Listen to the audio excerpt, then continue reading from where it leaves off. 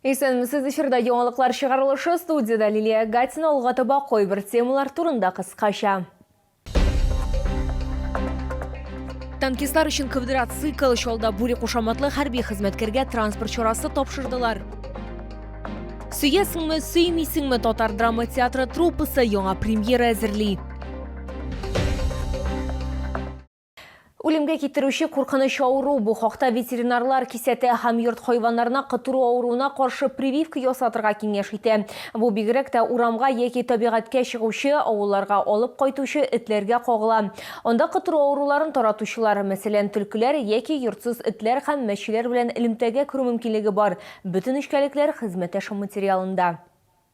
Мути кушаматы 9 яшьлек мәченең хәле бик яхшы, шуңа күрә бүген аңа кытыру авыруына каршы укол ясаячаклар. Хайван хуҗасы Альбина Халилова сүзләренчә, процедураны ел сайын үткәрәләр. Барысы да яраткан хайваны озак яшәсен, чир юктырмасын һәм авырмасын өчен эшләнә. Вывозим его в деревню, и чтобы защитить, соответственно, от инфекции, соответственно, от бешенства в частности, я решила принять решение его вакцинировать. Защитить его, защитить свою семью и, соответственно, чтобы мы все были здоровы. Кытыруга каршы вакцинация әгәр хайван урамда булса аеруча да кирәк ди ветеринарлар. Аларның сүзләренчә, вирус шул кадәр куркыныч ки, хәтта үлемгә дә китергә мөмкин. Всегда протекает со смертельным исходом. Вакцинация против бешенства выполняется с 2-3-месячного возраста всех животных, млекопитающих, в том числе и диких животных. Это раскладка уже оральной вакцины. Бешенство передается через слюну, в основном при укусе. Йорт хайваннарына вакцинация ел сайын әйләнәсе үткәрелә. Шул ук вакытта шимбә һәм якшәмбе көннәрендә дәүләт ветеринария берләшмәсендә ул бушлай ясала. Лилия Гатина, Эльмира Гайнетдинова, Сергей Вильданов, яңалыклар. Әгәр сезне берәр проблема борчыса яки шатлыклы хәбәр җиткерәсегез килсә, безнең WhatsApp хезмәтенә мөрәҗәгать итегез. Фотосурәтләрегезне һәм видеоларыгызны 8939 311 31 31 телефоны буенча көтеп калабыз.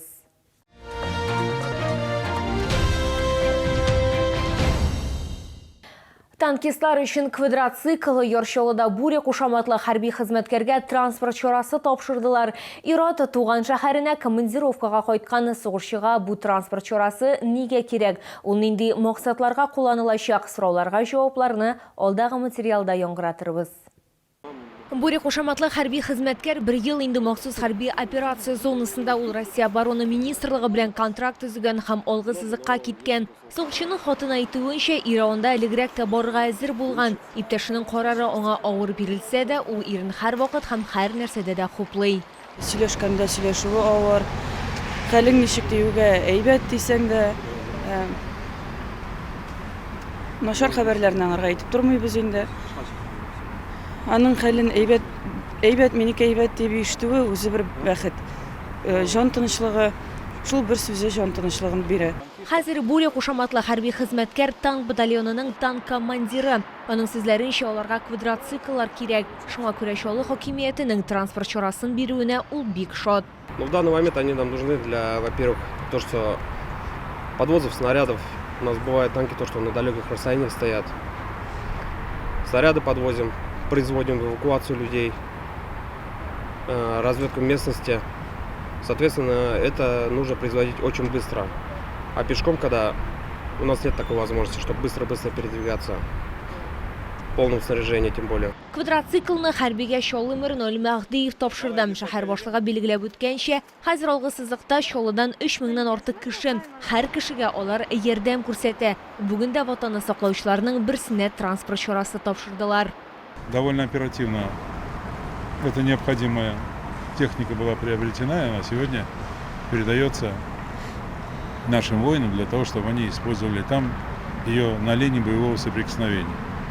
Если даже эта техника спасет одну человеческую солдатскую жизнь, можно сказать, что мы эту работу делаем не зря. Шулай ук мэр өстәп әйткәнчә, Чаллы җиңүгә үз өлешен кертә, ул һичшиксез булачак. Лилия Гатина, Эльмира Гайнетдинова, Тимур Сафронов, яңалыклар. Татарстан мусульманнары діни нәзіреті 2025 елда мусульманнар үшін бейрем даталар рослады. Шулай айтып, Ураза бейремі 30 мартқа, Құрбан бейремі 6 июньге туры келешек. Рамазан айы 1 мартта башлана. Хижри исап бойынша 1447 елның башы 26 июньге, Мәулид ән-Нәби 3 сентябрға туры келе. Сүйесіңмі, сүймейсіңмі, Аяз Ғиряжев исемдегі татар драма театры труппасы шолы халқы һәм шәһәр қонақлары үшін яңа премьера әзірлей. Спектакльнің режиссері театр актрисасы Зульфия Галиуллина сәхнә артында біздің төшіру төркемендә болып қайтты. Яшәү матурлыгы мәхәббәттән тора, аның көче бар сынауларны, җилдавылны, хыянәтне дә җиңәргә ярдәм итә. Татарстан Республикасының атказанган артисты Инҗир Шихапова Вәсилә ролен башкара. Өйләнешкән көннән алып картлык көненә кадәр ул иреннән сөясеңме, сөймисеңме соравына җавап көтә. Ул миңа, беләсең, бик якын һәм бик кадерле әбием булып чыкты. Мин аны яраттым. Бу хатын-кыз язмышы турында минем әбием Вәсилә әби ихлас күңелдән аның бер генә мәхәббәте булган, ул шул бабай. Ул аны гомергә бабайны яратып яшәгән, ләкин ул жүләр дип аңа дәшкән, тиле, толымбай, аңгыра сүзләрен күбрәк ишетеп яшәгән ул.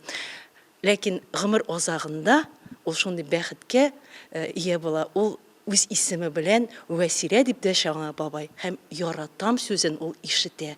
Менә ул гомер буе шул яратам дигән сүзне, сөям дигән сүзгә тансык булды, әйме? Менә гомере бетәр алдыннан гына ул бәхетле булып китә, чөнки шул вакытта гына бабай аңа ихлас күңелдән сөям дип әйтеп кала. Менә шундый бик катлаулы ролем минем. Язмыш төп герой гомергә төзәлергә мөмкинлек бирә, аңа ни бары 3 сәгать яшәргә кала. Әгәр дә ул бу вакыт эчендә игелекле эш башкарырга өлгерсә, бүләккә аңа тагын 10 ел гомер өстәләчәк. Әгәр дә сез бу тормыш юлына кемне булса сайлагансыз икән, инде чын күңелегез белән, ашың белән тормыш юлына баскансыз икән, иренмәгез, курыкмагыз, шайтан кыткысына бирелмәгез, сөясез икән, сөегез, рәхәтләнеп, сөелеп яшәгез. Флорид Буляков әсәре юкка гына сайланмады. Спектакльнең режиссеры сүзләренчә, узы баручы ел гаилә эгидасы астында уза. Шуңа да гаиләнең һәрберебезнең тормышында мөһимлеген тагын бер кат ассызыклыйсы килә дип уртаклаша Зульфия Галиуллина. Бу әлбәттә мәхәббәт турында, гаилә турында үтеп китүче елыбыз ул инде гаилә елы дип игълан ителгән инде. Шуңа күрә без инде менә соңгы айларда шул темага игътибар бирергә булдык. Шуңа күрә шундый әсәр сайладык. Сөясеңме, сөймисеңме спектаклен Татар драма театры сәхнәсендә бу ел ахырына кадәр карарга мөмкин булачак. Лилия Гатина, Сергей Вильданов, яңалыклар. Бу сезгә җиткерәсе соңгы мәгълүматыбыз иде. Мин Лилия Гатина, сезнең белән сау булашам. Исән-имин булыгыз.